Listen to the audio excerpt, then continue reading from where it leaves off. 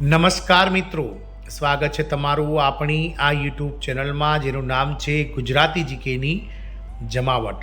તો મિત્રો, આપ સૌ જાણો છો તે પ્રમાણે ગત 16 જાન્યુઆરી 2025ના રોજ કેન્દ્રીય જે કેબિનેટ બેઠક મળી હતી તેમાં કેન્દ્ર સરકારના 1.15 કરોડ કરતાં વધારે કર્મચારીઓ અને પેન્શનર્સો માટે 8મા પગાર પંચની લીલી ઝંડી આપી દેવામાં આવી છે.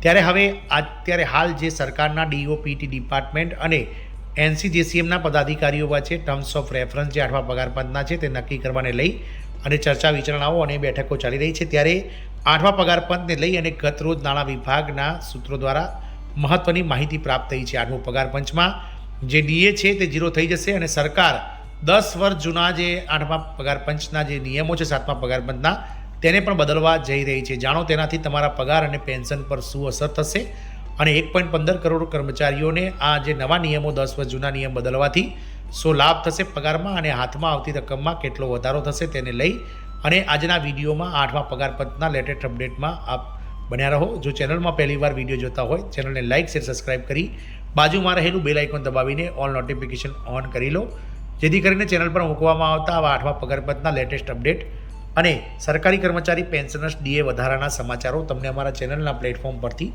સરળતાથી ઉપલબ્ધ થઈ જાય.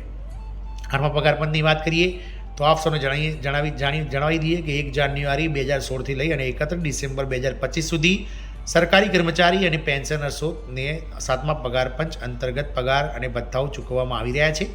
ત્યારે આગામી 31 ડિસેમ્બર 2025ના રોજ જ્યારે 7મું પગાર પંચ પૂર્ણ થઈ રહ્યું છે ત્યારે સરકારી કર્મચારીઓ માટે 1 જાન્યુઆરી 2026થી નવું પગાર પંચ એટલે કે 8મું પગાર પંચ જે છે તે સરકાર દ્વારા લાવવામાં આવશે. તો આ 8મા પગાર પંચની ગત જાન્યુઆરી મહિનાની 16 તારીખે મળેલી કેન્દ્રીય કેબિનેટની બેઠકમાં કેન્દ્રીય મંત્રી શ્રી અશ્વિની વૈષ્ણવ દ્વારા સરકાર દ્વારા 8મા પગાર પંચની રચનાને લઈને મંજૂરી આપી દેવામાં આવી છે. પરંતુ આજે 7 મહિના જેટલો સમયગાળો વીતવા છતાં પણ હજુ સુધી department of personal and training સરકાર અને એનસીજીસીએમના સભ્યો વચ્ચે ટર્મ્સ ઓફ રેફરન્સ એટલે કે 8મા પગાર પંચની અંદર કેટલું ફિટમેન્ટ ફેક્ટર રહેશે, ભથ્થાઓ પર જે છે તે ભથ્થાઓ કેટલા વધશે, સાથે ડીએ કેટલા મહિને વધારો કરવો, સાથે સરકારી કર્મચારીઓના પગારમાં કેટલો વધારો કરવો, પેન્શનમાં કેટલો વધારો કરવો વગેરે બાબતને લઈને બેઠકો અને ચર્ચાઓ ચાલી રહી છે. એકવાર ટીઓઆર એટલે કે ટર્મ્સ ઓફ રેફરન્સ નક્કી થયા બાદ 8મા પગાર પંચ માટેની કમિટીની રચના કરવામાં આવશે અને કમિટી દ્વારા આ ટર્મ્સ ઓફ રેફરન્સનો અભ્યાસ કરી અને વિવિધ રાજ્યના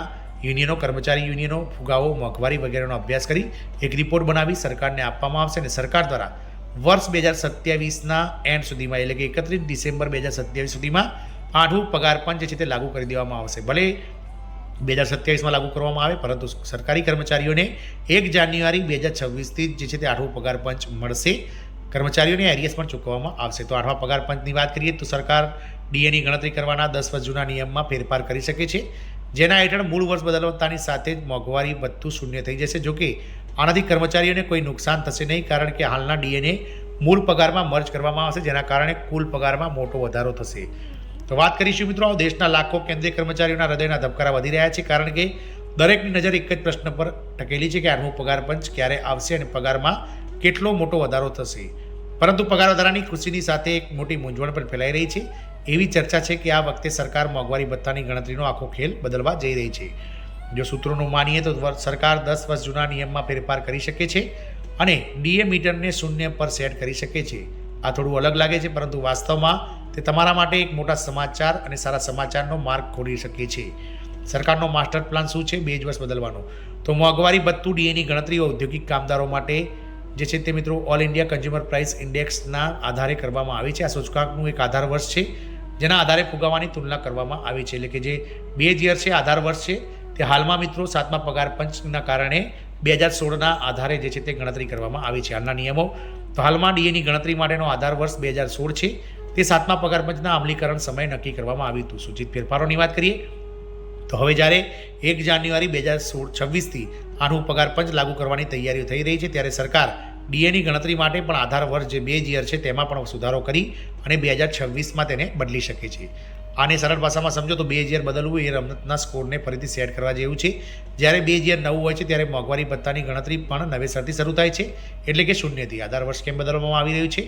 છેલ્લા દાયકામાં લોકોની ખર્ચ કરવાની આદતો, તેમની જરૂરિયાતો અને ફુગાવાનું સ્વરૂપ સંપૂર્ણપણે બદલાઈ ગયું છે. આજે આપણે જે વસ્તુઓ પર ખર્ચ કરીએ છીએ તે વર્ષ 2016 કરતાં ઘણી અલગ છે.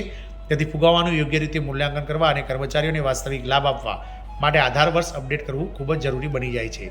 7મો પગાર પંચ અને 8મા પગાર પંચમાં ડીએની ગણતરીમાં શું ફેરફાર હશે તો જાણીએ. એક કોષ્ટક વિશે જાણીએ તો 7મા પગાર પંચમાં ડીએનું પાયાનું વર્ષ એટલે કે આધાર વર્ષ 2016 હતું બેઝ યર. 8મા પગાર પંચમાં 2026 હશે. જૂના ડીએનું શું થયું તો 6ઠ્ઠા પગાર પંચનું જે 125% ડીએ મળતું હતું તેને 7મા પગાર પંચમાં બેઝિક સાથે મર્જ કરી દેવામાં આવ્યું હતું. 7મા પગાર પંચમાં પણ એવું જ થશે. 8મા પગાર પંચમાં પણ 7મા પગાર પંચમાં અંદાજિત જે 60 થી 61% મોંઘવારી ભથ્થું હશે તેને પણ બેઝિક સાથે મર્જ કરી દેવામાં આવશે. ડીએની શરૂઆત શૂન્યથી કરવામાં આવશે. ગણતરીનો આધાર વર્ષ 7મા પગાર પંચમાં 2016ના ભાવ પર આધારિત હતો, જ્યારે 2026માં જે છે તે મિત્રો 2026ના 8મા પગાર પંચમાં 2026ના ભાવો પર આધારિત હશે. અંતિમ પરિણામ મૂળ પગાર વધશે અને કુલ પગાર 7મા પગાર પંચમાં વધ્યો હતો. નવા મૂળ પગારમાં હજુ વધારો થશે અને કુલ પગારમાં મોટો ઉછાળો 8મા પગાર પંચમાં જોવા મળશે. શું તમારો હાલનો ડીએ શૂન્ય થઈ જશે? તો હા, ટેકનિકલી આવું જ થશે, પણ ચિંતા કરશો નહીં, આ પૈસા ક્યાંય જશે નહીં. આ કેવી રીતે કામ કરશે તો પહેલું પગલું મર્જર છે. તો 1 જાન્યુઆરી 2026થી તમારું જે મોંઘવારી ભથ્થું છે તે લગભગ મિત્રો 59 થી 60% હશે. તેને 8મા પગાર પરને લાગુ થતાં સાથે તેને ડીએમાં ઉમેરી દેવામાં આવશે. બીજું પગલું છે રીસેટ કરો. તો તમારા મૂળ પગારમાં જૂનો ડીએ ઉમેરાતાની સાથે જ ડીએ શૂન્ય થઈ જશે, એટલે કે ડીએની રીસેટ કરવામાં આવશે. ઉદાહરણ દ્વારા સમજીએ તો મિત્રો 7મા પગાર પંચમાં પણ આવું બન્યું હતું 2016માં, જ્યારે 6ઠ્ઠા પગાર પંચનું ડીએ 125% હતું તેને મોંઘવારી ભથ્થાને શૂન્ય કરી અને બેઝિક સાથે મિત્રો મર્જ કરી દેવામાં આવ્યું હતું. તમારા પગાર પર શું અસર થશે? વાસ્તવિક અસર. આ ફેરફાર તમારા માટે ફાયદાકારક છે, કેમ કે તમારા માટે જ્યારે ભાવિમાં ડીએ 2-3%, 4%ની ગણતરી તમારા નવા અને ઉચ્ચતર મૂળભૂત પગાર પર એટલે કે નવા બેઝિક પર કરવામાં આવશે, ત્યારે તેની મળનારી રકમ ખૂબ જ વધુ હશે. આ સમય જતાં તમારા કુલ પગારમાં વધુ ઝડપથી વધારો કરશે. 8મું પગાર પંચ ક્યારે લાગુ થશે તો પેનલની રચના સરકાર 8મા પગાર પંચની જે છે તે રચના કમિટીની રચના દિવાળીના તહેવારો પહેલાં કરી શકે છે, અને રિપોર્ટ પેનલને તેની ભલામણો આપવામાં 15 થી 18 મહિના એટલે કે લગભગ 2027ના એન્ડમાં 8મું પગાર પંચ લાગુ થશે તેવી હાલમાં ધારણાઓ છે. આ મિત્રો 8મા પગાર પંચ લાગુ થતાની સાથે ડીએ 0 થશે અને સરકાર દ્વારા 10 વર્ષ જૂના નિયમો એટલે કે વર્ષ 2016નું જે આધાર વર્ષ નક્કી કરવામાં આવ્યું હતું ડીએની ગણતરી માટે, તે હવે વર્ષ 2026થી એટલે કે 1 જાન્યુઆરી 2026થી 8મો પગાર પંચ લાગુ થતાં બેઝ યર એટલે કે આધાર વર્ષ 2026 કરવાથી જે કર્મચારીઓને મળતો જે મોંઘવારી ભથ્થો છે તેમાં મોટો સુધારો જોવા મળી શકે છે. જય હિન્દ, અસ્તુ.